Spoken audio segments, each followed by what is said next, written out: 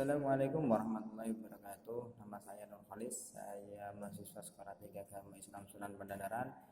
Saya mengambil jurusan ilmu tasawuf dan di sini saya akan mempresentasikan sedikit mengenai makalah saya dalam mata kuliah Islam kontemporer, dan tema saya di sini adalah transformasi intelektual Islam dalam dunia Barat. Dalam sejarah diceritakan bahwa peradaban dunia Barat berkembang tidak lepas dengan adanya Islam. Yang artinya di sini Islam memiliki peran penting dalam perkembangan intelektual dunia Barat.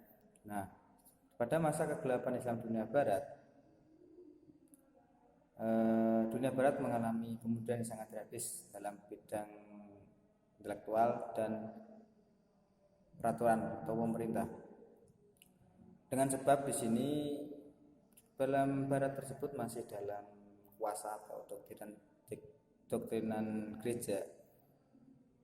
Dengan realitas ilmu pengetahuan di sini Barat dikuasai oleh doktrinan gereja yang cenderung menolak hasil kajian ilmu pengetahuan dan budaya berpikir filsafat yang pernah berkembang pada masa sebelumnya di Yunani. Nah, sedikit mengenai masa kegelapan dunia Barat. Selanjutnya yaitu dalam transformasi intelektual dunia Barat tentu ada jalur yang menghantarkan, yaitu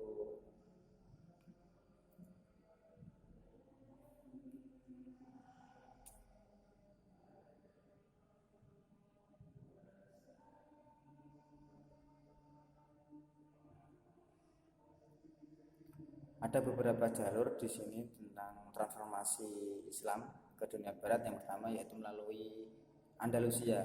Nah, perubahan peradaban umat Islam pada awalnya yaitu pertemuannya Islam dan bangsa Eropa. Setelah bangsa Arab memiliki semenanjung Liberia dan Spanyol, mereka membangun daulah Andalusia yang dikenal dengan kekhalifahan Barat.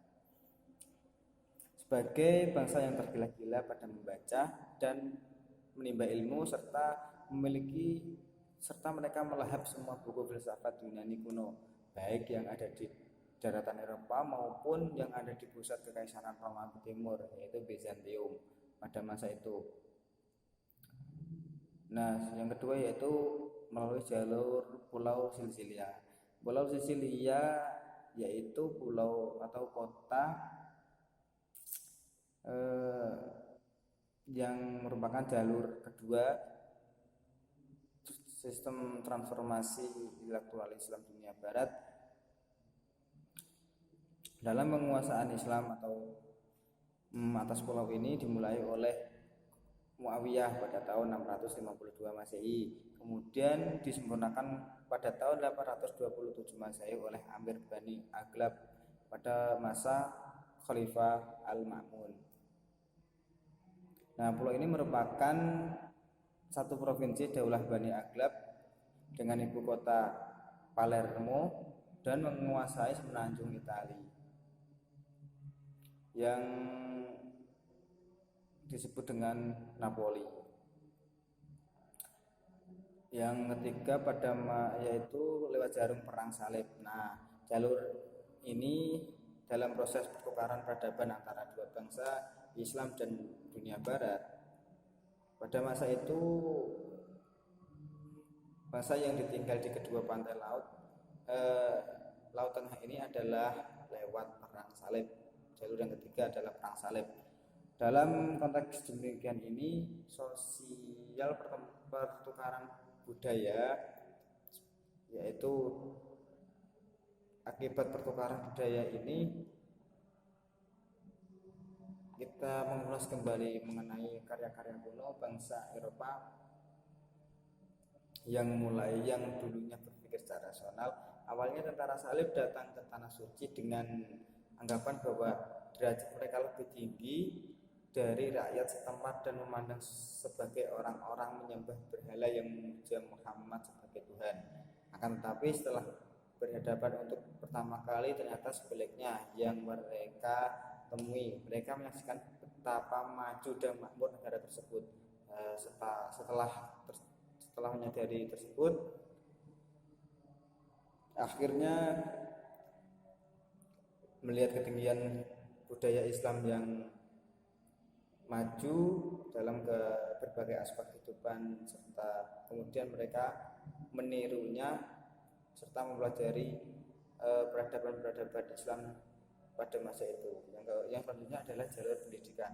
Nah, dalam jalur pendidikan ini sangat memegang peran penting dalam proses demokrasi. Berbagai banyak universitas seperti Cordova, Toledo yang berada di Andalusia tentu menjadi incaran banyak orang dalam masa perkembangan barat tersebut. Pada sejak abad ke-10 telah banyak mahasiswa dari berbagai banyak Eropa yang datang ke kota-kota tersebut untuk menimba ilmu.